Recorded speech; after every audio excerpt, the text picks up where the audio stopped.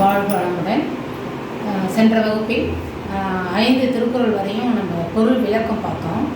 அந்த விளக்கம் அடுத்தது கடவுள் வாழ்த்துங்கிற இதில் தலைப்பில் நம்ம பார்த்தோம். இப்போ வந்து 6வது திருக்குறளாகிய பொறிவாயில் ஐந்தவித்தான் பொய்தீர் ஒழுக்க நெறி நின்றார் நீடு வாழ்வார். அதாவது பொறிவாயில் ஐந்தவித்தான் ஐம்புலன்களையும் நம்ம எப்படி இருக்கணும், ஒழுக்கமாக வச்சுக்கணும். ஐம்புலன்கள்னால் எல்லா ஒவ்வொரு உறுப்பையும் நம்ம வந்து ஒரு அடக்கத்தோட ஒழுக்கமான முறையில் நம்ம போனோம்னா நம்ம நெறியோடு நிற்கணும். அதாவது நெறின்னா நம்ம என்ன சொல்லுவோம், ஒழுக்கம், டிசிப்ளின்னு சொல்லுவோம். அந்த இங்கிலீஷில் சொன்னோம்னா அதன் முறைப்படி நம்ம நடந்தோம்னா நெடுநாள் நீடு வாழ்வார். அப்படின்னா நெடுநாள் வாழ்வார்கள் அப்படின்னு திருவள்ளுவர் சொல்லியிருக்கிறார். அதாவது 5 புலன்களையும் நம்ம எப்படி வச்சுக்கணும்னா பொய் இல்லாமல் ஒழுக்கத்தோடு செயல்படணும். அப்படி இருக்கும்போது அவங்க வந்து நோய் இல்லாமல் நெடுநாள் வாழ்வார்கள் என்று 2 வரியில் சொல்லிட்டு போயிருக்காரு திருவள்ளுவர்.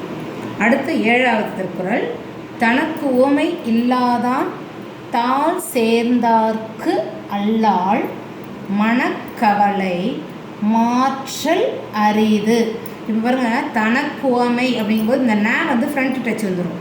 தனக்குவமை அதாவது நம்ம இறைவனோட வந்து எப்போதுமே ஒப்பிட்டு பார்க்க முடியாது. நம்ம மனிதர்கள் வந்து இறைவனோட எப்போதுமே ஒப்பிட்டு பார்க்க முடியாது. அப்படிங்கும்போது அவருடைய தாள் சேர்ந்தார்க்கு அல்லால் இறைவனுடைய திருவடிகளை நம்ம எப்போதும் என்ன செஞ்சோன்னா வணங்கிக்கிட்டே இருக்கணும். அப்படி இருக்கும்போது தான் நம்ம கவலையிலேருந்து வெளில வரலாம். அப்படி இறைவனை நினைக்கலைன்னா மனக்கவலையிலேருந்து வெளிலையே வர முடியாது அப்படின்னு இந்த திருக்குறளில் சொல்லியிருக்கிறாரு.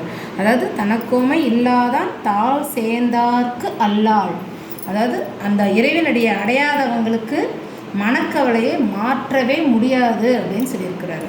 அதனால் நம்ம எப்போதுமே என்னென்னா இறைவனை வந்து வணங்கிட்டே இருக்கணும். அதாவது இறைவன் நம்ம வந்து இறைவனுக்கு ஒன்றும் செய்ய போகிறதில்ல, சாமி தான் நம்மளுக்கு செய்யுது. அதனால் நம்ம எப்போதுமே என்னென்னா நம்ம ஒரு கஷ்டம், ஒரு துன்பம் அப்படின்னு இருந்தாலே நம்ம என்ன செய்யணும், அழகாக போய் ஒரு கோயிலில் போய் உட்காந்துட்டு சாமியை வணங்கணும்னாலே நம்மளுக்கு என்ன செய்யுது, ஒரு பீஸ்ஃபுல்லான மைண்ட் வந்துடும். அப்போ மன அமைதியை தேடி போகிறதுக்கு தான் நம்ம இறைவனை தேடி போகிறோம். அப்போ நம்ம வந்து ஒழுக்கமான நிறைவாக இருக்கணும் அப்படின்னு சொன்னோம்னா ஒழுக்கத்தோடு நம்ம செயல்படணும். வாழ்க வளமுடன்.